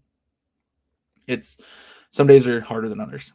If you have anything with a child sick or family, anybody, right? We've all been through tragedy in our lives. We've lost people. So I'm getting a little emotional thinking about my son. So, but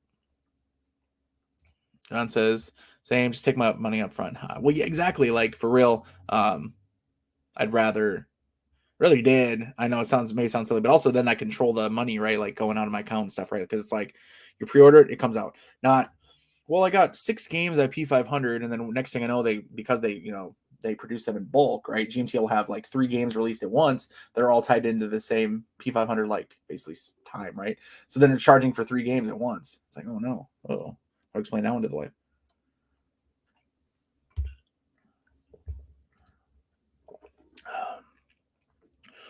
So from Escaping Reality, Giscard 2 is set in early Norman period in Italy, part of the Norman Saga. Other games cover the Crusades and around the time of Norman conquest of England. The creator is also the designer. Okay. And it looks like, something worth checking out for sure. Again, I play a little bit more Ancients than Medieval, but I do play some Medieval games as well. So always looking into and new stuff, which I say that, but there's literally so much stuff that I probably shouldn't be looking at anything new, but I can't help it. I got to see new games. Got to see new stuff. So, let's see. We talked about, okay. we talk about the games I got coming. I had some show notes. I didn't have a ton because, like I said, so originally for those who tuning in now or a little later, whatever, you missed the intro. Shame on you. I'm just kidding.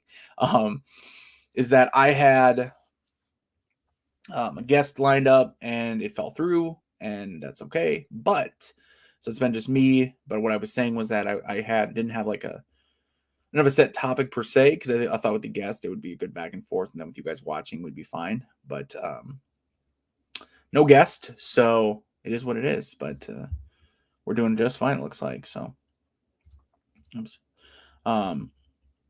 Steve, speaking of ill kids, and we'll pray for your child. I have 2 disabled adult kids, one with autism, the other with a unique condition, tuberous sclerosis. It's a daily challenge for us. Absolutely. Hey, I'm sorry, friend. It's tough, right? I mean, and prayers with you, thoughts for you. Whether you need prayers or not, whatever you'll take. And thank you. You say you'll pray for me, my child. So, appreciate that. They all help, and send some to you. It sounds like a struggle, but you guys are handling it, right? You're tough, and rely on each other to take care of it. So appreciate it. Thanks for sharing, by the way. Thanks for sharing that. John says, I know you enjoy the blind swords. Do you have a favorite, and why is it Wilson's Creek? Let me get back to that, because I see, and not John, we'll get back to it. I promise. Juka Joe popped in. Hi, Wayne. Great to see you back. Blessings for your son. Thank you so much. Appreciate it from you and from everyone. Absolutely. It's great to be back, making videos, having fun. We're releasing a lot of good content. Well, I think it's good. Having fun, doing it anyway, right? That's what matters. So, but John, back to you. Told you. Favorite, why is it Wilson's Creek? So, obviously Wilson's Creek, I really just had the personal touch of being involved with the development, sort of. I mean, the playtesting, but like heavily involved with playtesting, communicating with Claude and Steve, and Claude, the Wayland designer, and then getting to go to the battlefield here, that I live a mile away from. And then, as I said many times, sure you guys are sick of hearing that, but it's right for me, that's a big deal, right? Because like not a lot of battlefields in Southwest Missouri, or Missouri in general, really. So the fact that I can go to that, and I was able to take a whole bunch of pictures and video going up and down Bloody Hill, and sharing that with them, being part of that process was just a lot of fun. But when it comes to the system itself, it's just an excellent system overall. Not only is it great solitaire, but the system design with the chip pull, a lot of chaos. I love how combat is resolved, with rolling 2 different dice and checking 2 different things. The way that the 2d6s work together, checking for cohesion tests, right? So you're checking for hits, then you're checking for cohesion tests. I just love that. I love the way the system works. It takes a little bit to get into it sometimes. It's not a simple system, more like a solid medium weight, but just an excellent system overall. If you like American Civil War, which I know the system technically is some other stuff, right? Like I've not played any of them though. Only the American Civil War games, but just fantastic. I simply love it. Probably one of my favorite. Not probably, it is one of my favorite hex encounter systems of all time, for sure. Again, Stuka Joe. Tom says, most of the center of the chat. Good to see you, Joe, here. Absolutely. Good to see him swing by, stop in. Good to see everybody. Hey, legends or unknown legend, known legends like Joe, or unknown legends like everyone else. It's all good. So it's great to see you guys, for sure. So I think I'll open up the chat a little bit. Any questions? Anything you guys want to ask me? I'm guaranteed to answer it, but anything you want to talk about, or any questions for me, and then we'll do that for a little bit, and then we'll wrap it up. So initially I planned for about an hour. It's been about an hour and 40 minutes. So that happened with my last one too. So I think there's maybe a thing going forward, but we're losing viewers. So I think people are probably like, okay, it's been an hour and a half. So yeah, begin your Sunday, right? Which I hear you. So any questions, let me know. Anything that pops up here, I'll do my best to answer if I can.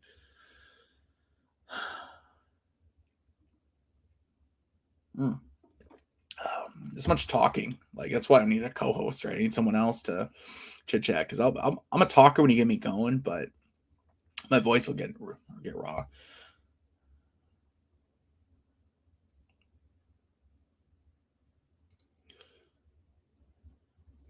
So Joe asks, what is your number one game that you're waiting for that's yet to release? That's a tough one. I think that there are so many. Like, I mean, and I'm not trying to give a cop out. Let me think of one. I can think of one. Give me a minute. Give me a minute to think of one. Steve says, speaking of that, Wilson's Creek, I believe that High Flying Dice Games has a version of that game. So do they have a Wilson's Creek game? I know that. So I have the old SPI or magazine game of Wilson's Creek. I think it's a magazine game, right? I have a picture of it. I don't think I'll be able to pull it up in my feed here, but I have a picture of it. I went to Wilson's Creek and I was like touching the magazine or something or I brought the magazine with me and I brought my counter clipper and I was like touching them to a cannon. I don't know. That's like the wargamer version of trying to like siphon good luck out of for dice or something. So anyways, I know there's that old, it's like great, basically it's like Great Battles, American Civil War style, like OG version of it from like 1982 or something, 83, which is the year I was born. And then I know I have that one, and I have the folio from Decision Games, a really small folio one. So there's a few games on Wilson's Creek, not a ton. Then we dig deeper into Hatred Adventures. That'll be a whole other video. There's going to be crying. There's going to be yelling or hollering, as I like to call it down here. Hollering. There's going to be lots of hollering. So we're going to save that one for next time. Saving Reality says, understand it's all good, Wayne. It's always fascinating learning about periods or events you had knowledge of previously. I knew next to nothing about the Northern Adventures became Crusaders. I like learning new things about things I thought I knew, but I really love learning about new things. That's why these games like Irish Freedom, I'm like, I dive in, man. And I'm watching documentaries and I'm learning all kinds of stuff. I'm like, yes, I knew about the struggle. I knew, Ireland's struggle with independence and obviously all the internal conflict, all those things. I think everyone learns that in history, but I didn't know the details. And so learning that with Irish Freedom in the game is awesome. And it shows me that game is a great game for many reasons, not just the gameplay, but the fact that it educates you as well. I'll take it. I think I'll take it because I was at the store and I did not see any Buffalo Trace. I don't know where this stuff is. So, Tom, you may need to hit me up, email, Board Game Geek or something. I may take a bottle from you, and then I'll return the favor, send you something from Missouri. Some moonshine or something. Steve, yes, they do. I forgot the name. I guess check their site. Yeah, I don't remember the name of it. Christopher, does anyone know what they mean by test game series or running the script for games on BG from time to time? Test game series. I don't know anything by test game series. They run the script for games on BGG. I'm not sure what that is, Chris, if anyone knows. Everybody knows what you're talking about. Zuka Joe, how do you see live streaming and wargaming in the future? I think it's a really cool interactive part of it. I love the fact that the interactive is right. So as Christopher says, live streaming is awesome to feel like I'm part of the community. Just love it. And that's the thing, man, we're all part of the community, right? Anyone, you make a video, if you watch a video, you comment on a video, you're part of the community. People on Facebook, people on Board Game, people on YouTube, people wherever, you're part of the community, especially nowadays, right? Where we don't have so many of those stores. And I maybe talking, it seems funny to me to say that. Me, I've only been in wargaming for 5 years or so, but just the fact there aren't those stores, right? Because man, if I play Magic the Gathering, and I used to, and I still do occasionally, you can see some cards somewhere back there. You go to a store, any gaming store, I'll call them geek stores, right? But hey, we're all proud geeks, right? You go to any store and you can find people playing Magic the Gathering. Good luck with war games. So we need to have our own communities. We need to have our online communities connecting us together. And I think, live streaming gaming is a facet of that, is doing live streaming, I'm not going to say it's the future. Well, it's part of it. I mean, it's part of the future. The future should be all of this, right? It should be solidly produced, post-production style videos, which is what I do. And Stuka Joe, obviously, if you don't mind me saying, you're probably the gold standard for that. And then there is, there's the live streams that you're seeing. You're starting to see a lot of, they're all different levels of effort, different levels of work, different, not different audiences per se, but kind of right day to day, maybe different audiences. Sometimes people want to see a tutorial video like Stuka Joe, you do, or I do, an hour, whatever, run through, learn how to play the game. Some people want to see an ongoing campaign saga. They want to see some guy set up a camera and talk and play the game for hours and part 1, part 2, part 3, all those things. So it's great to build the community. The key is the community, building that.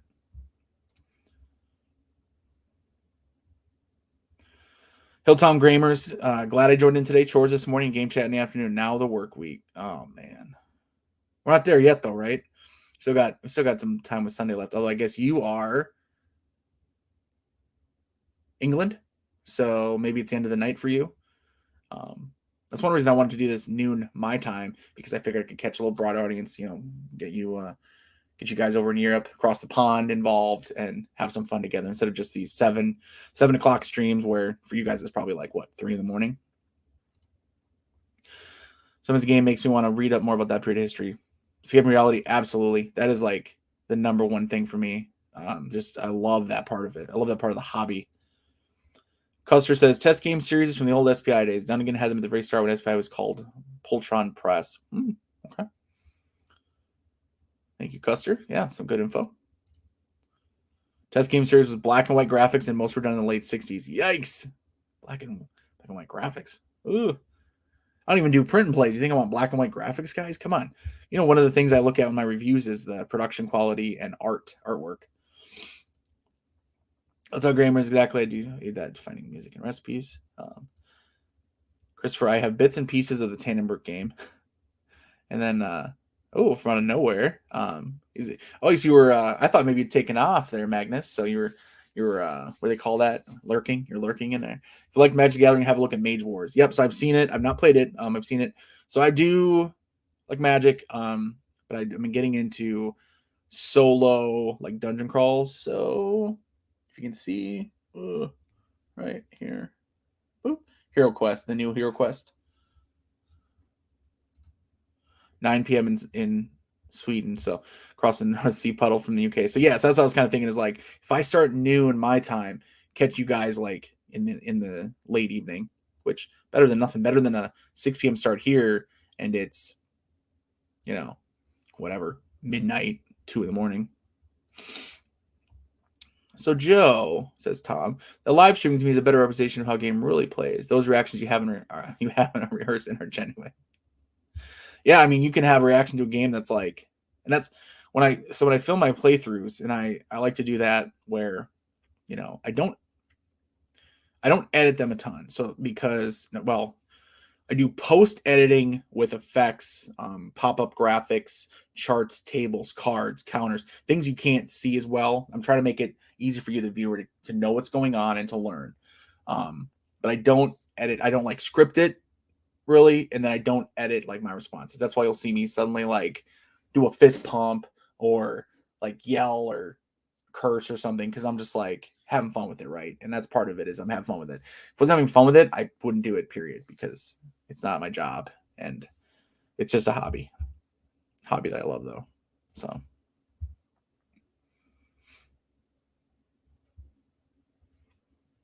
and so many good thanks to everybody who stopped by today. Man, tons of good stuff today. So great conversation, lots of questions. And this was like worst case scenario. My guest bailed on me, and then I wasn't able to find anybody in time. I tried, guys, but no big deal. So we did what we could. We made it anyway. We had lots of fun anyway. So, man. Joe, I find smaller games televised a lot better than larger ones. Yeah, and that goes for recording a lot as well.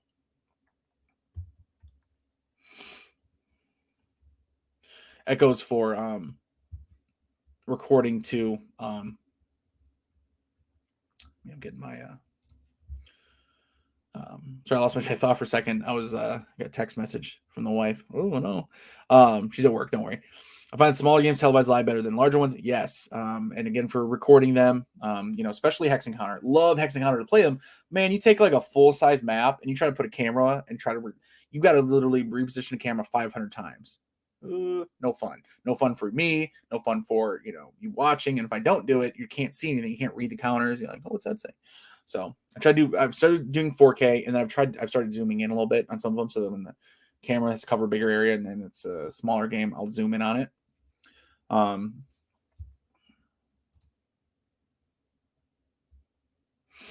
Steve, can you please post your Patreon link one more time, please, for a price of cup of coffee every month, guys? We can help and create more content. Hey, yeah, let me find out. Let me dig that up. I really appreciate that, Steve. I mean, and it could be a one-time thing too. Because like I've said, I do get some review copies, but man, the vast majority of games I buy, I do not get that many review copies. And some of the places I see review copies from, and not a ton, I'm not going to sit there and say it's a whole bunch of them, but there may be one or two publishers that I no longer get review copies from.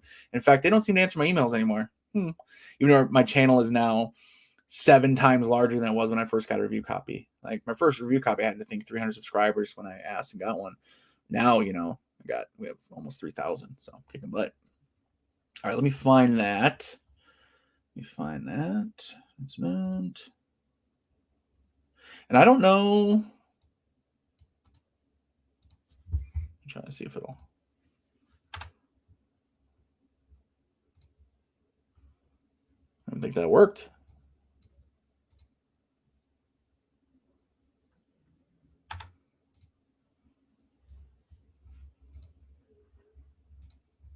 Yeah, I don't know if I'm not getting the. Oh, wait, hang on. So I don't know if it's going to show up if you're able to click it there. I'll put it in the comment, but I'll make a comment or put it in the description of the video. So I'll have my, that's the Patreon, so that'd be monthly. And then just for one time, I have a PayPal link for one time. Yeah, I'll just post them in like a comment and then in the thing in the video so you can click them. So anyway, let's go back here and we're wrapping up. We're wrapping up, everybody. Thank you, Steve, for pointing that out. Daniel, thanks for the chat. Hey, thanks for coming out, guys. Really appreciate it. A lot of good talks. We're going to cover lots more. We're going to have lots of fun. We're going to do lots of live videos going forward. I'm going to keep up all my traditional videos, but we're going to do lots of good stuff going forward live. And I really would love you guys to tune in. Even if you can only tune in for a little bit. Thanks, Charles. Hit that like. Pound that like button. Have a great Sunday. You too, Tom. Absolutely everyone out there. Feel like we're watching these front mini-size games. I'm going to check out Baiting the Bear and Spring the Trap from High Flying Dice Games. The only problem with High Flying Dice Games is that they're like print and play copies, aren't they? They're like kind of crappy quality. And to cut your own counters out. I got one game from them. I had to cut my own counters like with the scissors. I was like, okay, I'm never doing this again. Be safe, everyone. Absolutely, Charles. Everyone be safe. Be healthy. Really, clearly a lovely person who cares so much for his family. So approachable and put out so much great content. Thank you so much. Wishing your family all the best. Jeez. That's too nice, Game Reality. I'm not that good of a person. I love the hobby. I love my family. I do what I can. I'm just glad you guys are tuning in. So, all right. Yeah. We're calling it. We gotta go. Let's get out of here. Thanks everybody for tuning in. That's the plan. That's the plan, Christopher. So thanks everybody for watching. You know the deal. If you want to donate anything, and you do not have to, I'll have the links. I post them in the chat. It probably didn't really work. I'll put them in like a comment in the video and then on the description of the video as well. So even a little bit of a donation through PayPal, a cup of coffee style, right, certainly helps. So we can get lots more games. So when you guys are telling me all these games you want me to check out, I can just go ahead and order them and make sure I get them.